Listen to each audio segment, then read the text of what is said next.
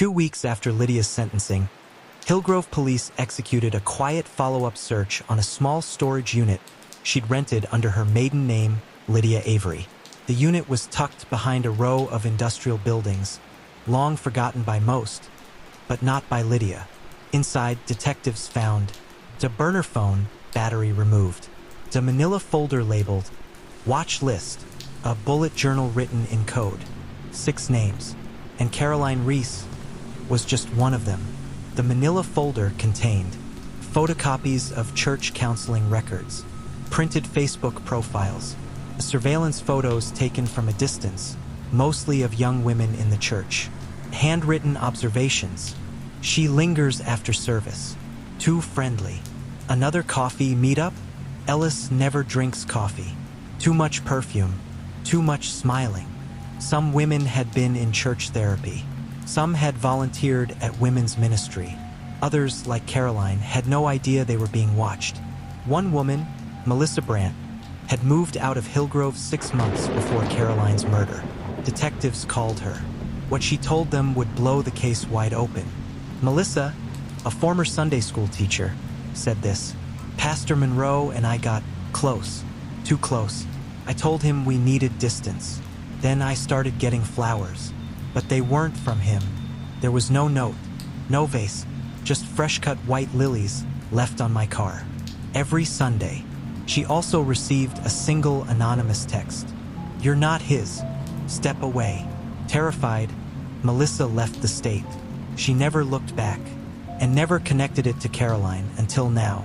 Tech experts at the state lab recovered data from Lydia's burner phone. Though wiped, they retrieved partial metadata logs.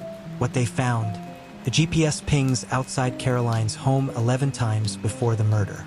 Draft texts: "You think you've won? You're nothing. God sees what you are."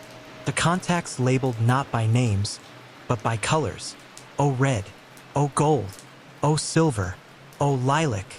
Caroline. Each color corresponded with a victim. There was also a voice memo, just one, 30 seconds.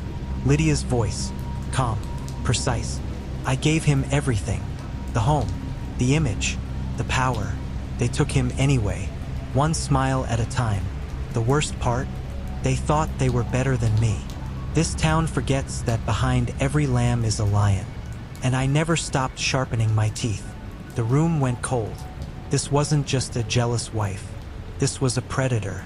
Detectives revisited police records, looking for women from the church who had filed anonymous harassment complaints, left town suddenly, cut ties with the ministry without explanation. 3 matched names from the watch list. One had reported a break-in. Nothing was taken, but a Bible was placed open on her kitchen counter.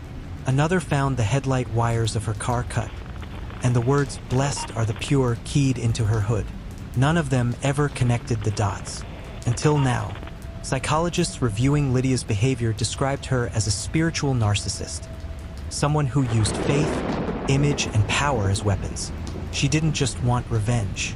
She wanted to control the narrative, to remain the good wife while quietly erasing anyone who threatened her identity. And she never stopped smiling. Caroline was the only one murdered, but she wasn't the only victim. Her death blew the lid off a world no one in Hillgrove believed could exist, where smiles had venom and Sunday sermons masked obsession. Her journals, once hidden in a closet, are now used by advocacy groups teaching young women about emotional manipulation, obsession, and the quiet ways abuse can take root. Lydia Monroe remains behind bars, refusing all interviews, but her story and her storage unit continue to haunt Hillgrove. The church has a new pastor. The Spring Hearts Gala still happens, and Caroline's seat, empty, draped in lilac, sits at the front every year. But there's one final chilling note. When detectives re-examined Lydia's bullet journal, they noticed something odd. On the very last page, in red ink, she'd written, "Lilac checked, silver delayed, gold still smiling." Just because the lion sleeps doesn't mean she's done hunting. So the question is, how many more names were never written down? How many other women have no idea they were being watched? And could someone, somewhere, still be carrying out Lydia's list? Like, subscribe and hit the bell, because there's more where this came from. You think this case is over? Think again.